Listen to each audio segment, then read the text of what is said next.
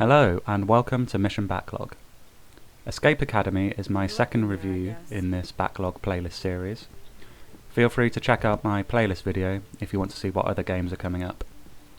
Developed by Coin Crew Games and released in July of this year, Escape Academy is a puzzle game that utilises the unique escape room format. You will tackle various different rooms, each with their own series of puzzles to solve, with the added pressure of a countdown to failure. The unique pressure of a time limit and ability to push stakes far higher in the digital world lead to some truly captivating and satisfying gameplay moments. Coin Crew Games appear to be fairly new developers, whose only other games are Arcade Cabinets, Hot Wheels, King of the Road and Battle Bowling. They say their aim is to bring people together to play through social games, and Escape Academy was their chance to bring their creation to the realm of escape rooms without the physical limitations of the real world. I played for just over 8 hours and 100% completed the game with the full 1000 gamer score on Xbox. The game is currently on Xbox Game Pass and is available on the PlayStation and Steam as well. I have to say this game surpassed my expectations on many levels. Let's get into why, shall we?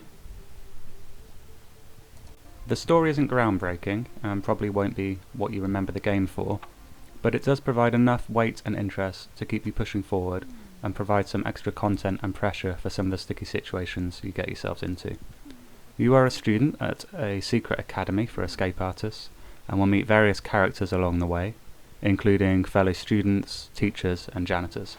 Think Harry Potter, but for escapists.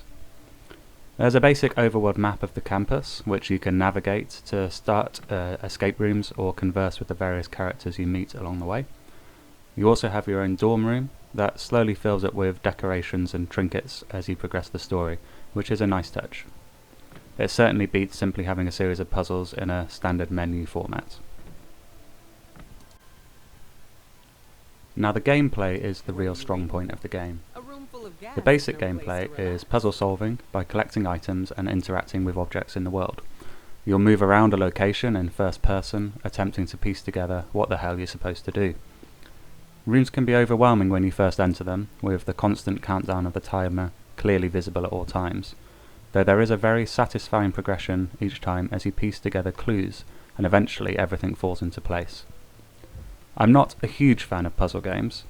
I dabble in them, but I wouldn't say I go out of my way to play them, and I'm certainly not very good at them.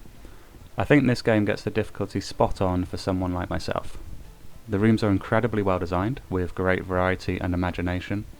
I found the puzzles to always be fair, with enough challenge to often get stumped for a while, but the hallelujah moment never too far away. The progression of difficulty as the game progresses is also spot on.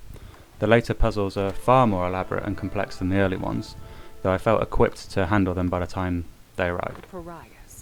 There is an option to use a hint button, which points you in the right direction, rather than outright giving you the answer.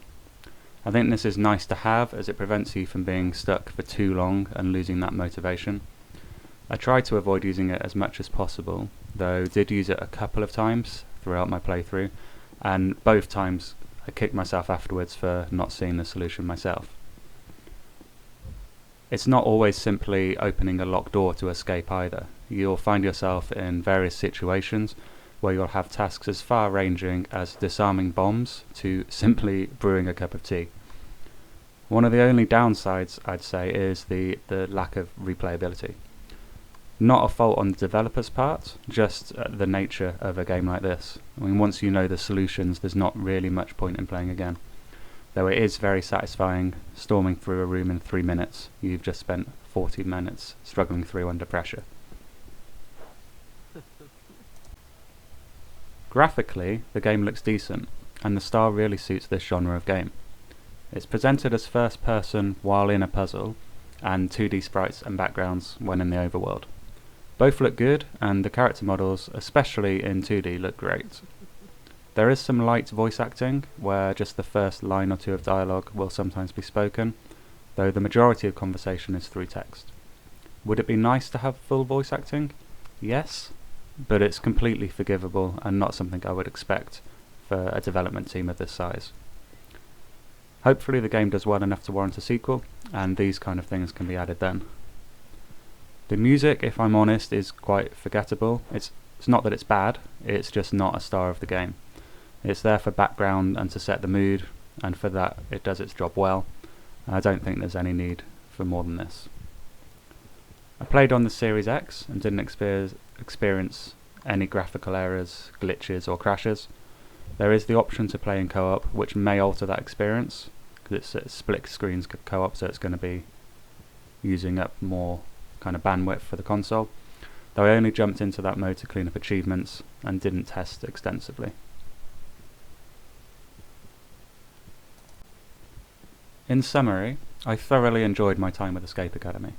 I think it is a well delivered package, delivering 6 to 9 hours of solid and varied gameplay, with expertly crafted puzzles and enough pace in the story and experimentation in the puzzles to keep it entertaining throughout.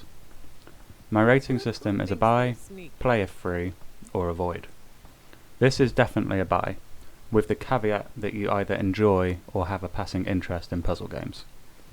If you've never really played a puzzle game, I would say this would be a great one to dive into. At the moment it's on Game Pass, so it's the perfect time to jump in, if you have the option. Thank you for watching. Please like and subscribe if you've enjoyed the video. And now on to the next one.